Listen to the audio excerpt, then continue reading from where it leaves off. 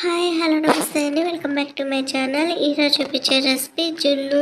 ఈ జున్ను గడ్డ అంటే ఎంతమందికి ఇష్టమో మీలో కామెంట్ చేయండి. నాకైతే చాలా ఇష్టం. నాకే కాదు మా ఫ్యామిలీ మొత్తానికి ఈ జున్ను అంటే చాలా ఇష్టం. ఇదివరకు మాకు గేదెలు ఉన్నప్పుడు ఎక్కువగా ఈనినప్పుడు ఇలా చేసుకునేవాళ్ళము. ప్రజెంట్ ఇప్పుడు గేదెలు లేవనుకోండి, ఈ జున్ను అంటే చాలా ఇష్టం. సో మీలో ఎంతమందికి ఇష్టమో కామెంట్ చేయండి. ఇక్కడ ఒక గ్లాసు చిక్కటి జున్ను పాలు తీసుకున్నాం. వాటర్ ఏమి కలపని జున్ను పాలు. ఒక గ్లాసు జున్ను పాలకి 3 గ్లాసుల మామూలు పాలు పోసుకొని వీటన్నిటిని కూడా బాగా కలుపుకొని ఇప్పుడు ఒక స్పూను మిరియాలు తీసుకొని వీటిని బాగా క్రష్ చేసి ఈ పాలల్లో వేసుకుందాము. సో జున్ను పాలు మామూలు పాలు, ఒక గ్లాసు జున్ను పాలకి 3 గ్లాసుల మామూలు పాలు పోసుకొని 1 టేబుల్ స్పూన్ మిరియాల పొడి, 1 టేబుల్ స్పూన్ ఇలాచి పౌడర్ వేసుకొని ఒక పెద్ద గ్లాసు బెల్లాన్ని వేసుకుందాము. సో ఏ గ్లాస్తో అయితే జున్ను పాలు తీసుకున్నామో అదే గ్లాస్తో బెల్లాన్ని వేసుకొని ఈ బెల్లం తురుముకొని వేసుకోండి.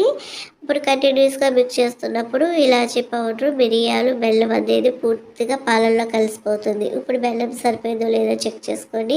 ఇప్పుడు ఒక ఇడ్లీ పాత్ర తీసుకొని అందులోకి కొన్ని వాటర్ పోసుకొని స్టాండ్ పెట్టి మనం ముందుగా కలిపి పెట్టుకున్న జున్ను పాలు పెట్టుకొని పైన మూత పెట్టి ఇడ్లీ మూత పెట్టేసుకొని దీన్ని ఉడికించుకుందాం. ఒక 25-30 మినిట్స్ ఉడికిపోవాలన్నమాట. చూడండి కొంచెం చాక్ అంటుకుంది కదా, ఇంకొక 10 నిమిషాలు ఉంచుకొని మనం తీసుకునే క్వాంటిటీని బట్టి టయాన్ని మనం అడ్జస్ట్ చేసుకుందాం. మొత్తానికి ఒక 30 నిమిషాల తర్వాత జున్ను మనకి ఉడికిపోయింది.